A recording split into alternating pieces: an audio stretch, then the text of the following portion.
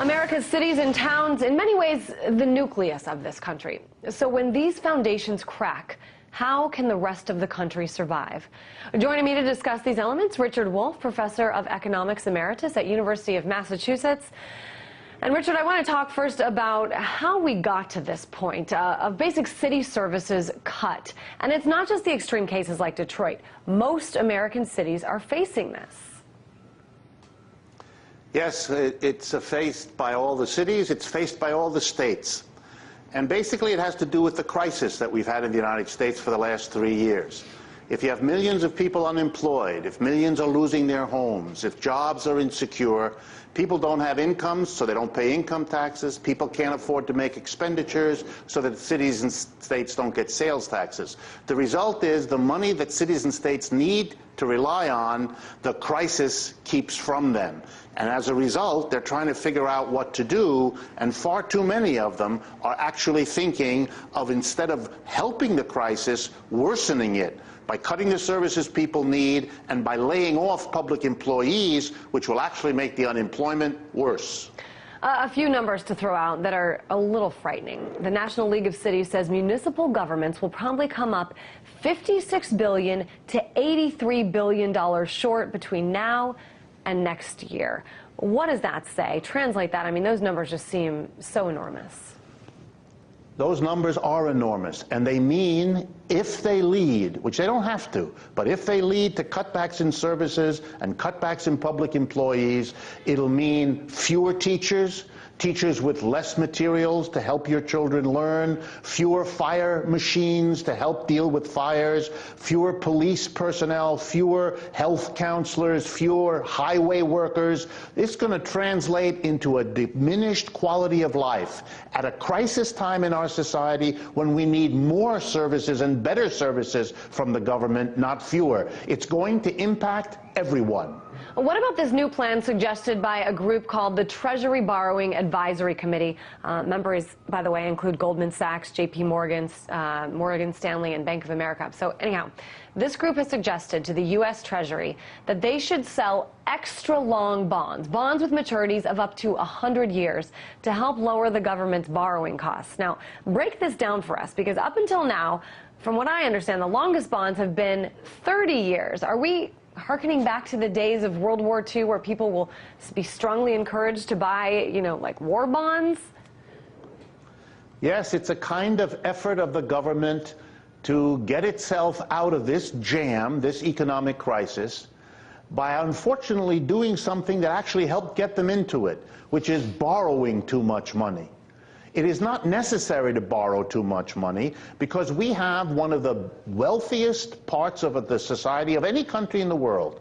In the last 30 years, the richest people, the biggest corporations, have done far better than everybody else. They are the ones most able to pay, and they are the ones that the government could call upon. Think of it this way. When the government borrows money, like it's proposing to do with these 100-year bonds, the people and corporations from whom they borrow a lot of it are the richest people, average people don't lend to the government, and the biggest corporations who only have the money to lend to the government because the government didn't tax them in the first place.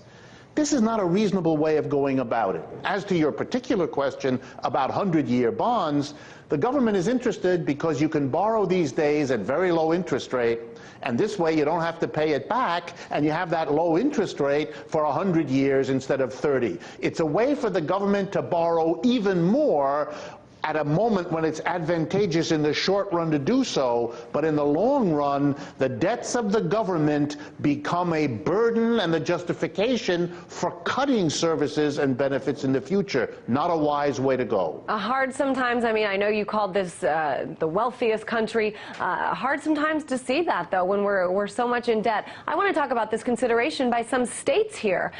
They're making this consideration behind the scenes, for the most part, to file for bankruptcy. This would give states the ability to break their obligations with, retirees, which I'm pretty sure is totally illegal, but it would also hurt bondholders. Talk about the extent of the consequences. How terrible of an idea is states filing for bankruptcy? Well, it does two things that are immediately extremely dangerous. When you file for bankruptcy as a state or a city, You are saying to all the people to whom you have obligations that you can't meet them. There then immediately begins an intense struggle utilizing lots of lawyers as all of the people who have a claim on the bankrupt city or state try to make sure they get their money back. So the pensioners will worry about their pensions, the employees will worry about their pay and their benefits, and the bondholders will worry about getting interest and getting repaid. And so all of them will engage in a struggle that wastes resources, distracts us from solving our social problems, and indeed it adds a whole new layer of conflict to a society at a time it doesn't need it.